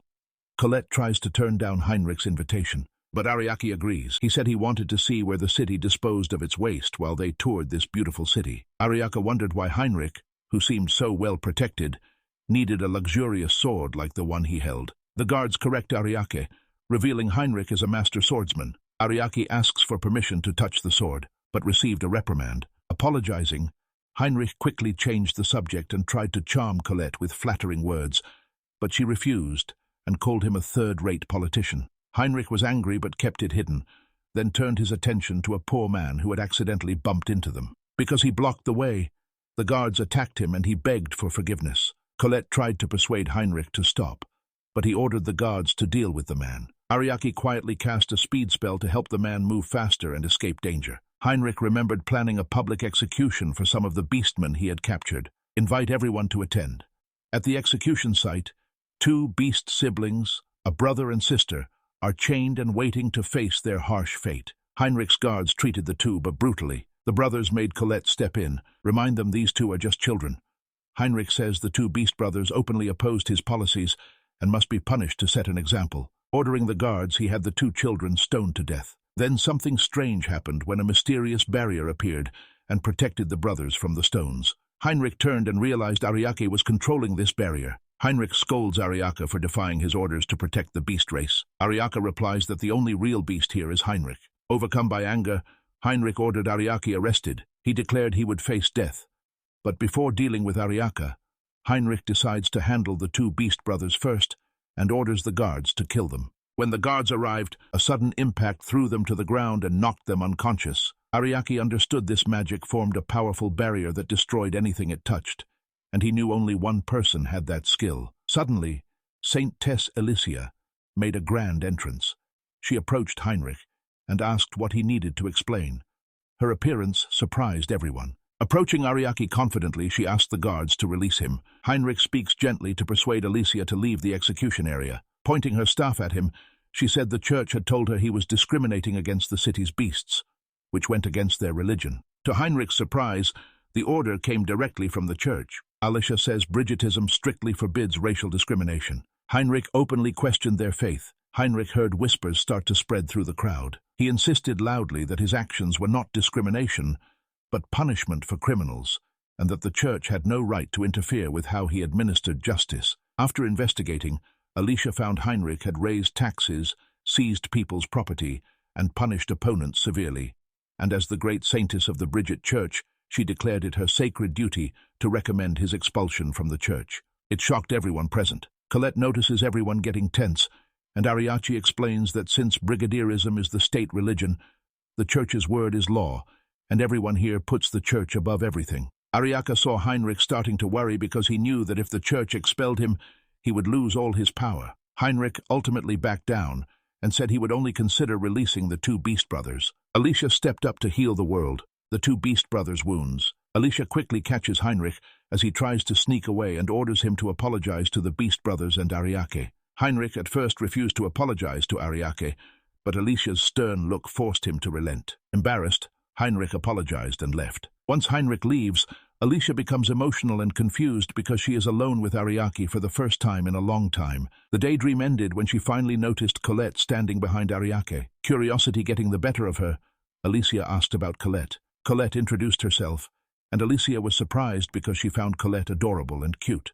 Still, Alicia felt a little jealous, since Colette had a charming smile and a small, cute figure, the complete opposite of Alicia. Alicia starts to worry she might become the third person in their group. Interestingly, across the room, Colette also felt jealous of Alicia's beauty. Alicia's dazzling appearance amazed Colette so much she believed Alicia could even charm rare creatures like the dragon clan she belonged to, and Colette felt overwhelmed by Alicia's almost supernatural aura. She also wondered how to handle the situation, especially since Ariake had mentioned having a trustworthy companion, but she did not expect it to be someone like Alicia. Ariake eases the tension by asking about the others and why Alicia is alone. Alicia admits she left Bibia's group. Ariake is surprised, and Alicia admits she has been following him since she left the hero group. "I would like to join your group." Ariake thought for a moment, then asked Colette for her opinion. Colette gets a little nervous and wonders if Ariake is testing her. Alicia joked that he might be dating Colette, so Ariake asked Alicia what she thought. Seeing Colette unsure, Alicia took the initiative and talked about her own skills, hoping to make the situation more fun and natural. Impressed by Alicia's introduction, Colette praised her skill with both healing and advanced resurrection spells, and then shared where she came from and her own abilities, and both girls admired each other, but felt a little jealous. So in the end, they accepted one another out of deep mutual respect. Alicia and Colette were relieved to be able to stay by Ariake's side without any worries. Ariake expected them to be stubborn, so he was surprised they got along so quickly. Just then, the two Beast Brothers they'd rescued earlier came over and thanked them for their help. The boy introduced himself as Hao and said his sister was Anne. Hao promised he would never forget Ariake's kindness. Ariake humbly offered to share his thanks with Alicia, asking her to accept half. "And interested in their future plans?" Ariake asked, and Hao assured them that the brothers would continue their adventures and would not let someone like Heinrich lessen their love for the city. Determined, Alicia vows to ensure Heinrich learns his lesson and that the two children are always happy. Despite still worrying about who killed the adventurer, they take comfort in their current happiness. Relieved that the church was monitoring the town, Ariake still felt something was off in Heinrich's eyes. As Hao and Anne got ready to leave, Ariake called them over, and everyone wondered what he was thinking. Back in his office, Heinrich Gross kept banging his head against the desk, cursing Ariake until he bled. Heinrich was so furious he lost control at the thought that Ariake had dared to disrespect a high-ranking noble like him, even though Ariake had only stopped the stones from falling on the Beast clan. His anger made him throw books across the room. He could not accept why killing the Beast race was wrong, since he believed their existence was a sin, and he was outraged that the great Saint Tess had sided with them. They even threatened to expel the aristocrat from the church, but he kept shouting that they would regret it and that he would make them pay. After the outburst, Heinrich's office fell into chaos, and he knew the church would watch him more closely, so he had to solve the problem before it was too late. Smirking, Heinrich drew his sword and told himself that even if he lost his power, he still had the blade. The door opened and a guard stepped in. Heinrich says they will deal with the explorer's killer, but first he needs to check if anyone suspicious has entered the Temple of Purgatory. After hearing that, the guard handed Heinrich a list of adventurers. Glancing at the list, Heinrich felt a sly smile spread across his face, told the guards to ready the cavalry for tomorrow, and walked away, overjoyed to see Annan's name on the list. He eyed his sword and said confidently that luck was finally on his side. At the Temple of Purgatory, Heinrich and his knights, the Lion, are waiting. As Heinrich reviewed the list, a knight reported that they had not seen any suspicious adventurers while watching the temple. From above, Heinrich saw Howe and Anne. An evil smile returned to his face. He ordered the guards to enter the temple afterwards, and inside one of the adventurers nervously asked whether they were safe, because the adventurer killer was on the loose, but his companion reassured him they would be fine, and there was no need to worry about an urban legend. The temple loot had soared in value, easing the adventurer's worries, but he still wanted to leave as soon as possible. Without warning, a cloaked stranger stabs his companion. The man scoffs at the body, laughs and taunts that this is what being killed by an urban legend feels like. The adventurer recognizes the attacker as the adventurer killer. A man stabbed the explorer in the leg. He taunted him, saying no one would come to save him, and it would be a shame if anyone interfered with his fun. When the adventurer struck back, he lifted the murderer's cloak and revealed him as Heinrich. Disgusted, Heinrich said he couldn't let the adventurer live now that the adventurer had seen him. Pyrex slashed the adventurer to death, laughing wildly. He tells the adventurers to be grateful that even trash like them can make his sword stronger, since the blade grows sharper the more blood it soaks up. Heinrich then went to look for Hao and Anne. While elsewhere in the temple, the two beast brothers kept moving, and Anne said the atmosphere felt creepier than usual today. They decided to rest for a while. Then he told Anne he would go a little way ahead to scout, and Anne agreed, saying she would wait nearby for him. Overhearing their conversation, Heinrich Eve decides this is his chance to kill Anne, while plotting to torture Hao later. Just as he was about to strike, Hal appeared and punched him hard, sending him flying away. Confused, Heinrich demanded to know how he could reach him without being detected. Colette removed the dog ears to reveal she had been posing as Anne. The real Anne stood behind Heinrich, and Ariaka appeared, startling Heinrich, and surprised that the plan had worked so well despite his earlier worries. After hearing Heinrich's speech about the adventurer killer, he found it odd that Heinrich would say the killer was one of the adventurers, whoever that might be. Moreover, it seemed odd that Heinrich would handle such dirty work himself. Ariake concluded Heinrich had used the search for the adventurer's killer as an excuse to continue his massacre. Heinrich attempted to deny the allegations, but the Alicia revives adventurers who seemed dead, and they insist they are not. Colette then pointed out the sword Heinrich was using, a blade that grows more evil with each kill. She explains that at first she did not realize it because the sword was still in its sheath. Facing Heinrich, Alicia called him a criminal. No excuse would be accepted for the crimes he committed, she said. Once exposed, he will lose everything. Heinrich started trembling and muttering while the others ignored him. At Colette's feet, the sword trembled as Heinrich shouted they would all pay. Then it exploded back to him and became a powerful demon sword, and Heinrich said he would show them its true power. He threatened the person who dared to insult him. This sword will kill them all. Ariaka tried to warn Heinrich that the sword was a monster, but it was too late. Tentacles started growing from Heinrich's body as he cried out in pain. Colette asks what the sword is, and Ariak says it's a mimic, a monster that disguises itself as objects and eats adventurers to grow stronger. With a terrifying roar, the mimic began hurling rocks wildly at the group as its tentacles multiplied. Alicia warns that if the mimic gets faster, they'll be in big trouble.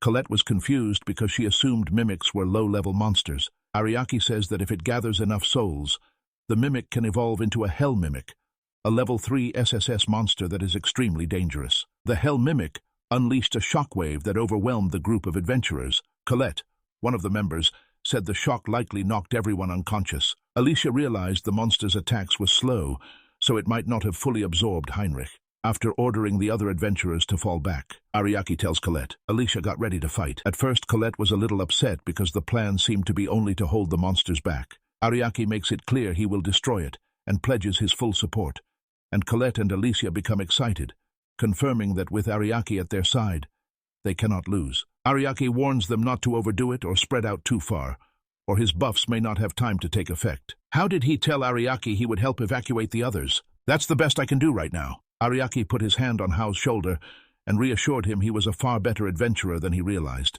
As Ariaki revived the remaining adventurers and Hao departed, all three braced to face the Hell Mimic. The Mimic laughs and vows to kill Ariaki. As the group charges, Ariaki tells them to stay tight and not fall back so the buffs take effect. He starts with Colette, granting burst invincibility, a speed boost and evasion, and warns the effects are strong but short, so she must retreat after her strike. Colette charges in to confront the Mimic. Ariaki turns to her and says his buff only lasts 45 seconds, asking her to put up a barrier before it runs out. Colette dodged the attack easily. Colette taunted it, saying its large size made it predictable. Spotting a weak point, Colette landed a powerful punch and pulled back immediately, but a mouth grew where she had hit and almost bit her, so the group realizes attacking only makes the monster stronger, and Ariaka tells Colette to keep luring it as another mouth begins to form. Kicking the monster, Colette kept dodging its attacks. She proudly declared that it couldn't touch her. Because of Ariaki's buffs, Hell Mimic looked at Ariaki with one of its giant eyes. The mimic lunged at him, but the barrier rose just in time and shielded him, and Alicia asked Ariaki to use her skills on herself, but Ariaki said he had expected the mimic and wanted to conserve his magic. Alicia stayed worried he might be hurt, and Ariaki bluntly said it would never happen as long as Alicia was there to support him. He reminded her she had saved him countless times in the hero group, and assured her that as long as she had her, everything would be okay. Alicia's face went red and she began to tremble, realizing Ariaki could still tease her even in the middle of battle. She shouted that she couldn't concentrate on holding the barrier when he kept staring at her like that, and Ariaki quickly apologized, thinking he'd made her sad again. The mimic kept pounding its tentacles against the barrier, trying to break it. Ariaki tells them they still have time before the barrier breaks. He will expose the mimic's weakness. He says it only looks stronger from the outside. It was only a deception. He noted the tentacles around the damaged area moved more slowly, indicating that although the mimic was resilient, it was weaker in the damaged spots. Ariaki explains the mimic's mouth is a trick to make opponents think it grew stronger, when it actually only buys time to recover, and mimics commonly fight by deception. Alicia still points out that while that's true, mimics recover very quickly. Ariaki agrees and says its regeneration is the key to finding the weakness. If the mimic hides the wound with its mouth, if you hit the same spot twice, it might not recover. After deciding that, Ariaki said the only option was to strike the mimic repeatedly before it healed, using multi-strike attacks. They kept attacking the same spot to drain its energy. The damage did not change, but they could still hit it repeatedly. The barrier soon cracked and finally broke apart. The trio moved quickly, dodging a tentacle that crashed down on the spot where they had just been standing. Ariaki said they had to destroy the mimic before it destroyed the entire dungeon. Ariaki boosts the whole party. Boosts Alicia's lightning speed. Flexible options for Colette. Give me the multi-strike skill. Prepared, he faced the mimic, ready to end the battle. Imitate roared as he shouts Ariaki's name. Before it could attack, Colette took 3 hits. That caused one of its tentacles to fall off. Alicia kept striking the mimic hard with her staff, which caused another tentacle to fall. Ariak's plan worked very well. He joined them, and the 3 repeatedly practiced attack moves. Ariaki told the monster it was so good at absorbing damage. They will look into it and do what they can. They kept attacking without stopping, until Ariaki finally said they were running out of time. Alicia corrects them, saying they arrived just in time. Mimic cannot create or keep any more tentacles, no matter how hard it tries. Right before they could finish it, the mimic broke into a run, and the trio chased it. Outside, mimics hunt people to eat so they can recover, and Ariake said calmly that all the adventurers had left, thanks to the beast people who mimic the tortured. Alicia fears the mimic will escape, but Ariaki had already expected it. He told Colette she could move freely. Transforming into her dragon form, she prepared to deliver final judgment to the Hell Mimic. Colette unleashes her final attack on Mimic, make it disappear completely. It left a huge crater after the attack. Reverting to her normal form, she fell to the ground, but Ariaki caught her as usual. He was slightly annoyed that she didn't hold back her power, but Colette said using her full strength felt amazing, and Alicia ran to Colette, surprised by her true form. Praising Colette's dragon form as divine, she privately expects to have to put in much more effort now that Colette is in the group. Although Ariaki noticed Alicia seemed sad, she said the skill just took a lot of strength.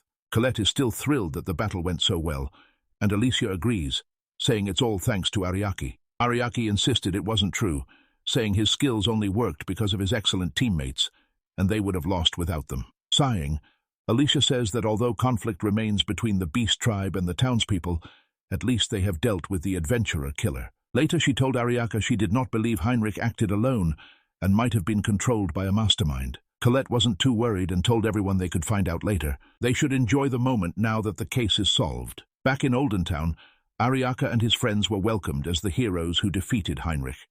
Grateful, Ariaka still looked for a way to avoid the spotlight. He slipped past the people who were eagerly looking for him. Hao and Anne catch Ariaka as he tries to slip away from the town's persistent hospitality. Both of them found it hard to imagine that a party could overwhelm a legendary hero. 2 brothers gave Ariake the dawn bell. Abel can summon all members of their tribe to help when needed. Initially, Ariake tried to decline the gift. After repeated persuasion, he agreed to keep it, though he told them not to expect him to use it. Alicia then told Ariake she would have to leave the group for a while because church officials had contacted her and wanted to meet her in person. Ariake said that sounded tiring, and Alicia blamed him, saying she had to go back to thank him for what he had done and to report directly. Ariake was unsure whether she was angry with him. Alicia insisted they wanted him to come so they could show their gratitude. And when Ariake, annoyed, said he didn't want to go, Alicia giggled and said she knew he would because he always hated being the center of attention. Ariake, surprised to see Alicia so happy, says it's been a while since he last saw her like this. Alicia then leaves, saying she told Colette ahead of time. Ariake's well wishes make Alicia suddenly blush. Now, in human form, Fenrir appeared beside Ariake and confirmed his suspicions that a mastermind was behind the recent events. She kissed him, said they'd meet again, then vanished. As they travel through the country, Colette says they must plan an escape route. Ariake announces they are heading to the coastal city of Belta to cross the sea to Alti, and he worries about who might be manipulating Heinrich, also noting other incidents like the destruction of the fairy forest and the Devil's Grove in the medicine town. Even when you saved Colette, everything felt like someone was trying to spread darkness. During the conversation, Ariake described how he used to look after the group of heroes. Colette spotted a group of royal knights. The royal knights found their carriage and moved closer. They told Ariake they had been waiting for him and had come to deliver a royal decree from the kingdom of Guranheim. Officials announce he must face the hero Haruno Abibia in a royal duel at Belta over the next month. Colette wanted to know why they chose Ariake for that fight. Ariake explains that kingdoms often do this to display the strength of their people. He suspected there was a deeper reason for this. Colette tells Ariake to ignore the decree and resist their control. The royal knights tried to protest, saying they couldn't refuse a royal decree. Colette then issued a few threats and insults, all with her cold, death-like glare. Silence fell, but Ariake sees it as a chance to test how much stronger the heroes have become, and Colette was a little annoyed, saying he was too nice. Meanwhile, Ariake thinks the heroes may have made many mistakes since he left, but that is the only way they can truly grow, and he believes this is what people call parental love. Colette reminds the knights to be grateful for Ariake's kindness. Ariake instructed them to inform the king that he had accepted the duel.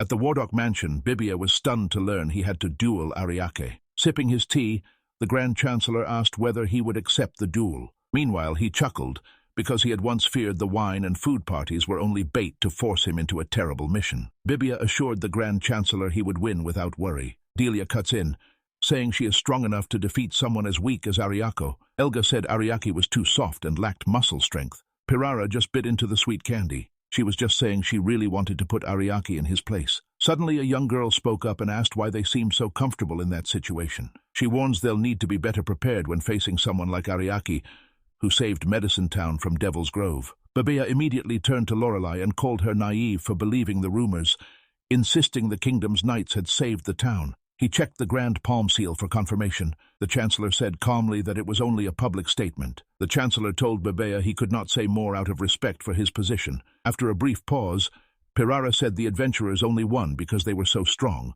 not because of Ariake. No one who thinks for more than a second would believe that rumor. Lorelei says if the rumors are true, Ariake did more than just help. Bibia told her to keep quiet and added that rumors always exaggerate such things. Lorelei said she would likely leave the group, and the other new member agreed. Delia says leaving would be pointless. Under the kingdom's authority, leaving now would saddle them with heavy debts from complaints and damage claims. When the girls fell into despair, Delia and Pirara were amused, and the Grand Chancellor said the royal duel was meant to boost their status as heroes because their reputation did not match their roles, adding that some people saw Ariake as the true hero, and explaining that if the public believed the destruction happened only because they were so powerful, public opinion of them would change.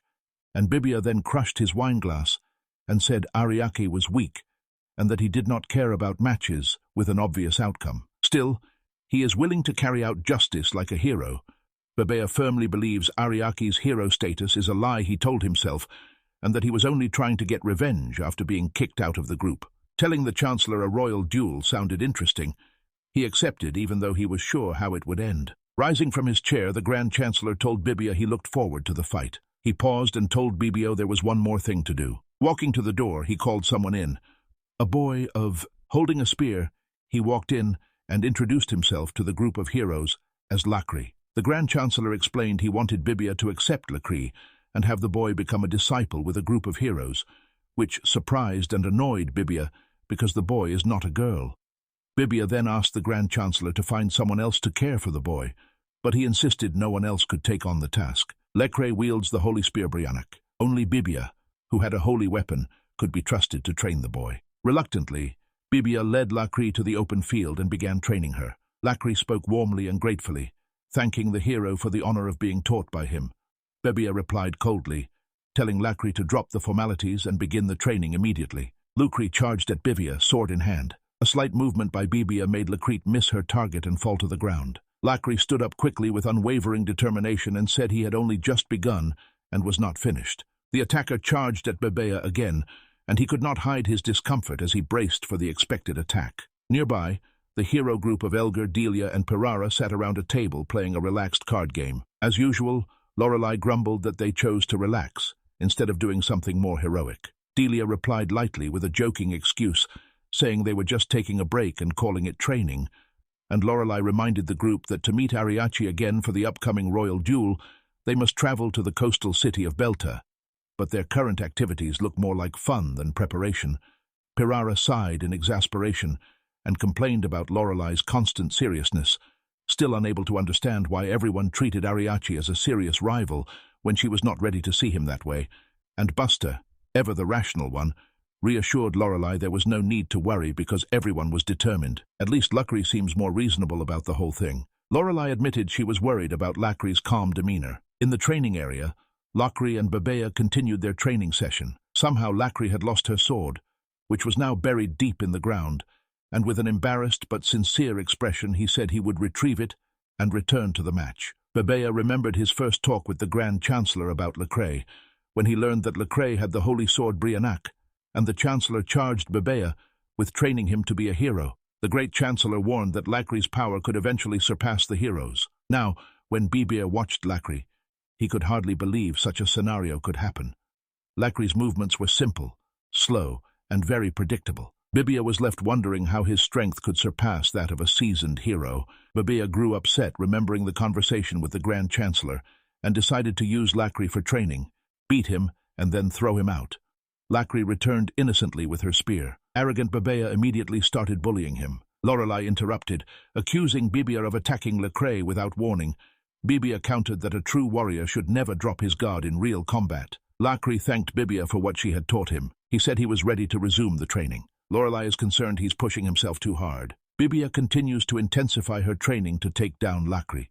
He was a little surprised the first blow did not knock Lecrae out, but he was confident the second blow would finish the job when Bebea attacked. Lecrae staggered but got back to their feet. Bebea saw Lecrae block the attack with her spear. Lorelei sees deeper than that.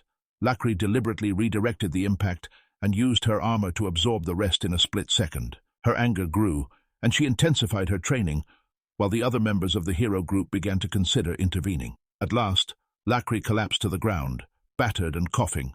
Lorelei offered to heal him if he was badly hurt, while Bebea bragged about his excellent technique. Lecrae praised his teacher and said Bebea was really amazing. He was the one who fell behind. Lecrae explains how Bebea performed the first strike by pushing down on the sword to lift herself, then using momentum and gravity to force the blade down, and he says he learned a lot from her gravity-defying technique. Lecrae stayed ready to praise, while Bebea inwardly could not believe his disciple had seen through a technique even he had missed. With quicker reflexes, Lecrae might have dodged Bebea's attack. Elgar said Lecrae's defense was impressive, and Pirara and Delia grew worried, unsure how Lecrae could see through Bebea's technique. Panic spread, Delia most of all, fearing that if Lecrae showed strong insight and defense, she could be replaced, and then Bebea would be next. Pirara realized Lecrae used magic to improve movement in battle, and that, in the right circumstances, she could be replaced. Even Elgar felt threatened when he realized Lecrae was also good at defense. Feeling increasingly threatened, group members wanted to eliminate Lecrae. Noticing the anxiety, Bebea invited everyone to join the match. Concealing his evil motives by claiming he wants to test Lecrae's true power, he tries to prove he is strong enough to join the heroes. After they defeated Lecrae, Bebea made him the group's errand boy.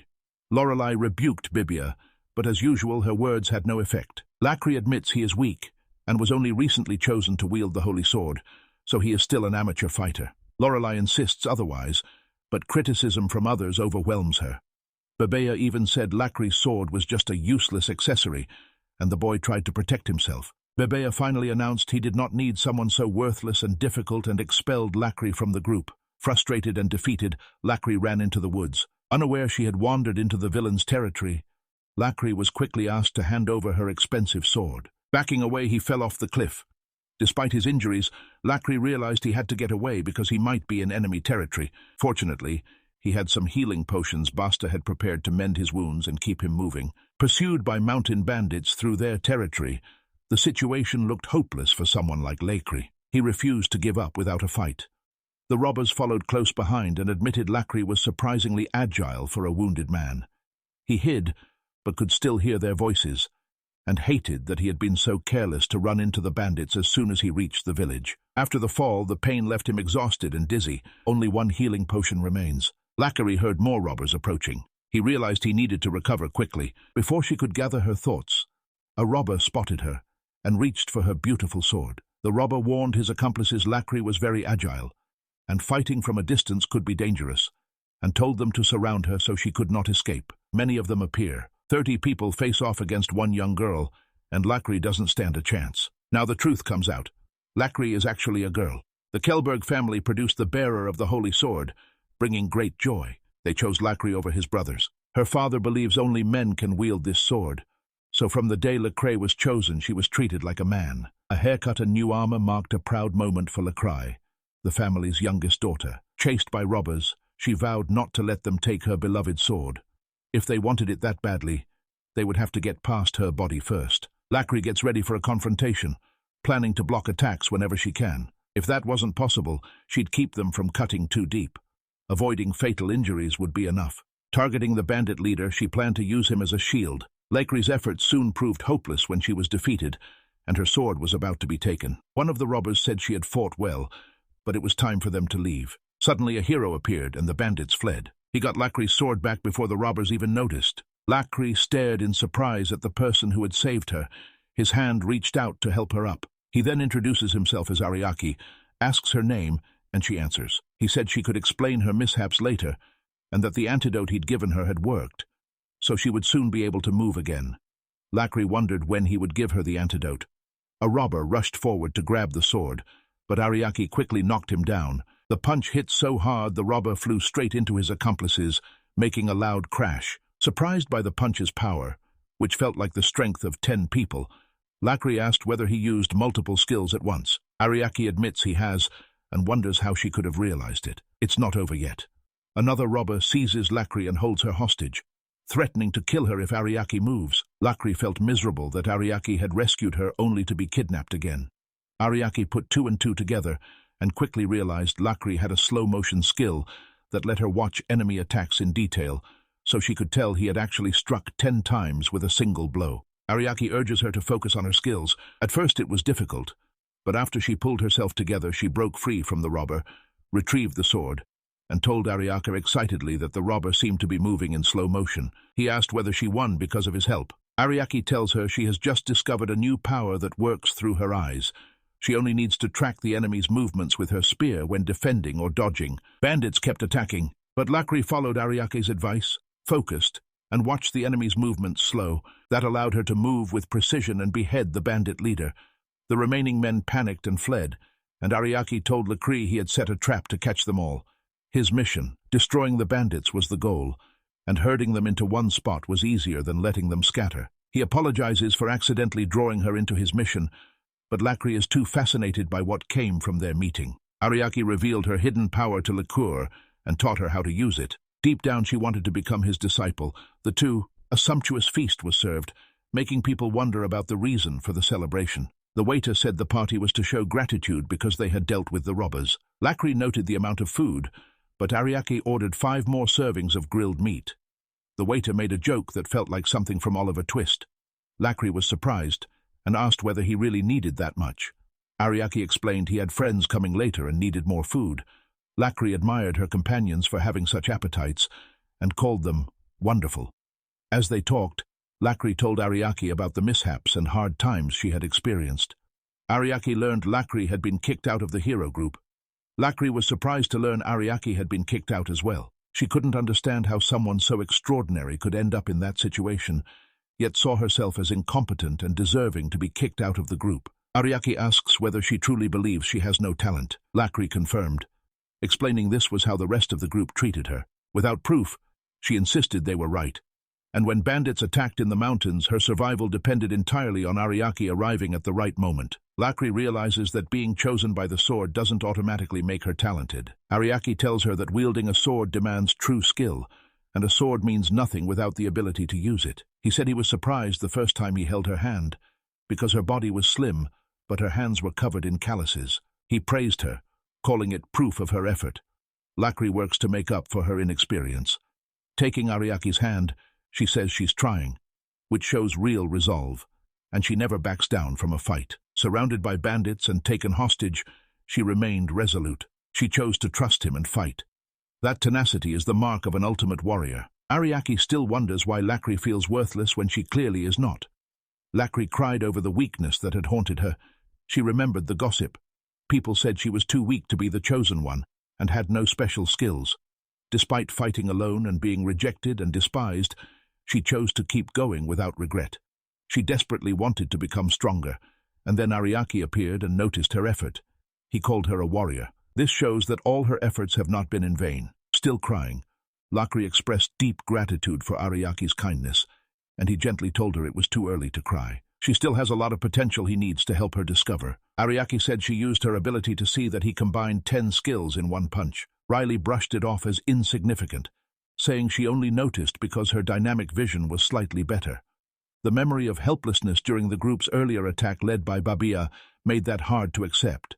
Those attacks and the bullying were why she had fled into the mountains in the first place. When Ariaki asked for more about Babia's attack, Lakri described Babia moving like a dancer and using the first blow's momentum to follow with a diagonal slash. Ariaki instantly recognized it as the Rondo Mere Waltz move.